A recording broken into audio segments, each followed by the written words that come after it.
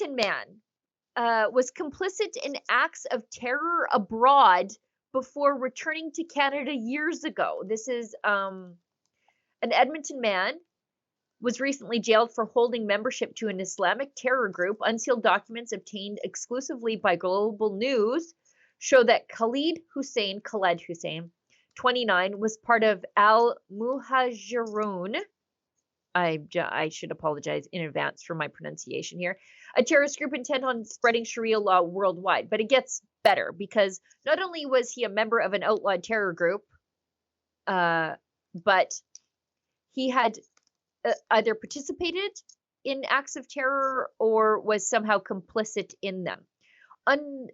So the United Kingdom barred the group in 2010 because of the danger it poses. And the group claimed responsibility for the 2017 London Bridge killings and murder of Lee Rigby. He was beheaded on the street. Oh, gosh.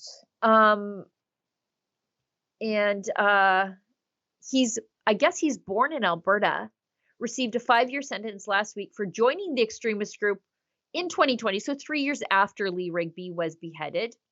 Mm-hmm. He was born in Alberta, but it sounds like he spent much of his life in Lebanon's Bekaa Valley, a hotbed for Islamic terror. The RCMP launched an investigation in 2019. He was sharing content by these radical Islamic preachers. And anyway, this is Hussain expressed support for jihad, mainly against Israel, and was a staunch supporter and member of the Islamic Thinkers Society.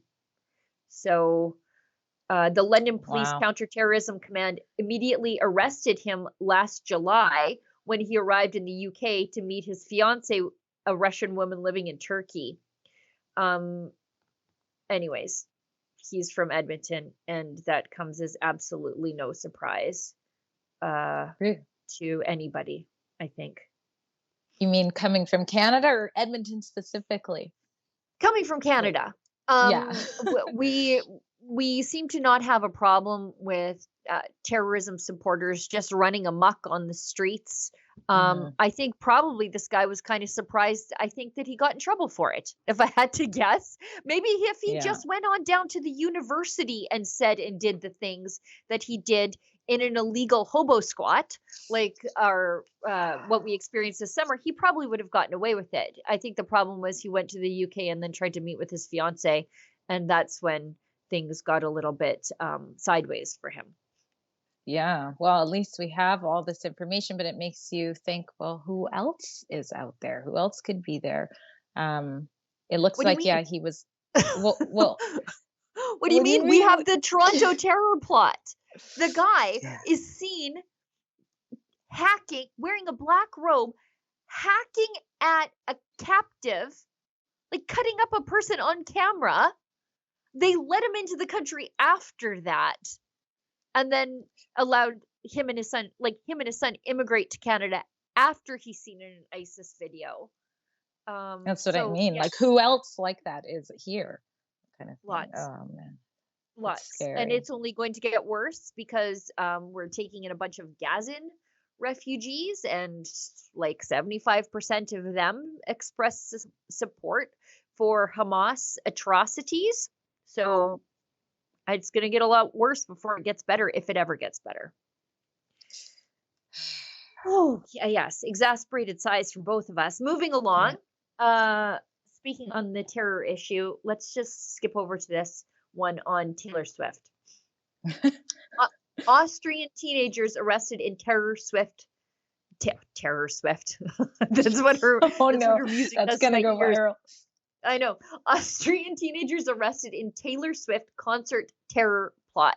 The main suspect, 19. Okay, let's not call them teenagers when they're 19. They're adults at 19. Said that he had planned the attack starting last month. Authorities said that the suspect had uploaded an oath of allegiance to the Islamic State in a post just weeks ago. And this was in Vienna, Austria. And you pointed out something interesting, I think it was in yesterday's meeting, where you pointed out that that's a pattern.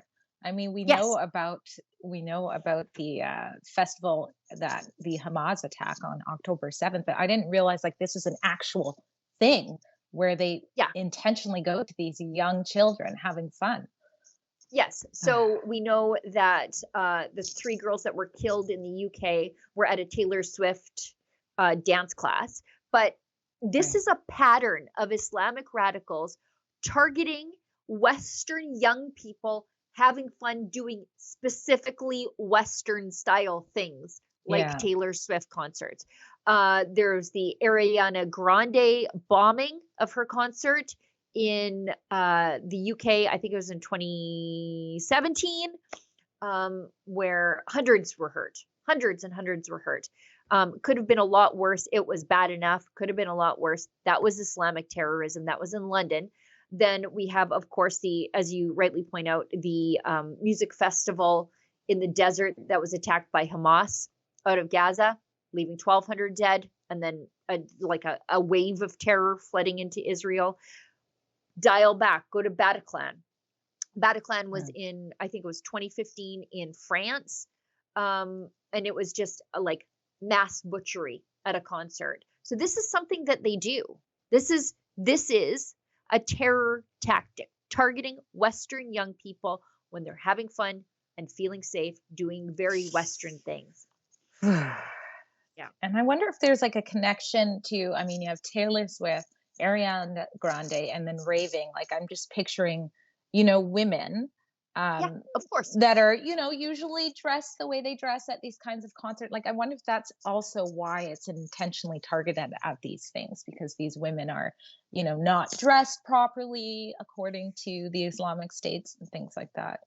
But it's Well, it's very Western, right? Like yeah. it's very Western for it's Western style music, and it's those things that radical Islamists Mm. take disdain with about the West. That our children are free, and we our women don't dress the way they want them to, and anyway, it's a pattern.